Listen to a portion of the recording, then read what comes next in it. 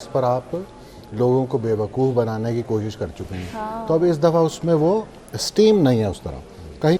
कहीं कहीं जिक्र होता है, पीपल्स पार्टी ने भी किया, बाकी भी लोग कर रहे हैं, लेकिन उस तरह नहीं है ये मामला। यानी इलेक्शन ही इस नुक्ते पे लड़ा जा रहा हो। जिस तरह पिछली दफ़ा आपने देखा था ना, एक महाज बन गया उस नाम के ऊपर, सूबे के नाम पर, कि जनूबी सूबे का ये महाज है। हाँ। और हमारा मरकज़ी नारा ही ये है कि हमने इंशाल्लाह इलेक्शन के बाद हम एक ऐसा धड़ा बनाने में कम से कम कामयाब हो जाएंगे कि हम दबाव डालेंगे और अपना मकसद हासिल कर लेंगे। यानी जो इस इलाके के लोगों की सबसे बड़ी फरमाइश है वो इंशाल्लाह हम पूरी करेंगे।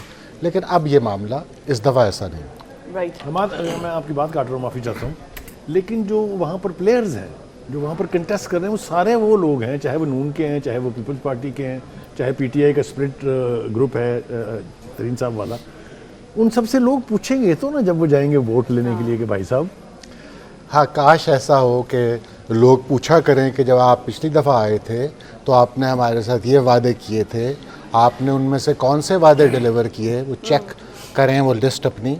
लेकिन बहरहाल हमारे अनफॉर्चुनेटली इलेक्शन बिल्कुल इस तरह होता नहीं है। और कुछ अवेयर लोग जो होते हैं, जिन्हें हम बाशऊर तबकात कहते हैं, जो कि मादूम हैं, उन निस्बतन कम हैं, तो बहरहाल वहाँ पर ये सवाल तो एक रहता है, लेकिन ये अंडर करंट है।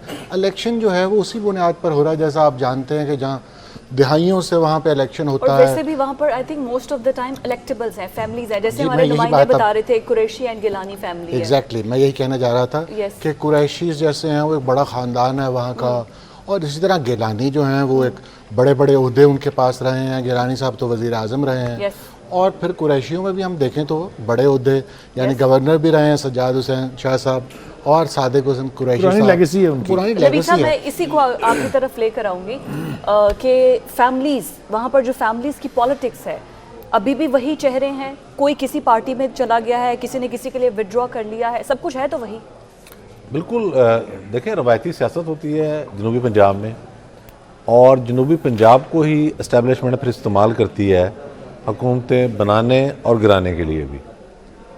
ये सूबे की बात मैं ज़रूर करना चाहूँगा। ये इस हद तक अब घिसा पिटा मामला बन चुका है कि सबको इल्म है कि इस हवाले से कोई पेशरत नहीं हो सकती। क्यों नहीं हो सकती?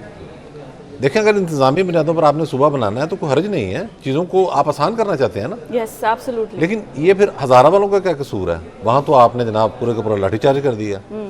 फिर जब MQM कहती है, और मुतालबे में वैसे वजन है अदरवाइज, कि कराची को लहजा सूबा बना दिया, फिर आपको क्या एतराज़ होता है? नहीं, वजन नहीं है वो, वजन है, मैं बता दूंगा। उनको ज़ाहिर है, उनको दीवार से लगाया गया है।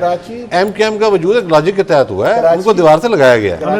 इसी तरह बलूचिस्तान जो है, बलूचिस्तान में पख्तून आबादी और बलोच आबादी है, वो कहते हैं यहाँ भी फिर 2 सूबे कर दो, वहाँ से भी आवाज़ आती है।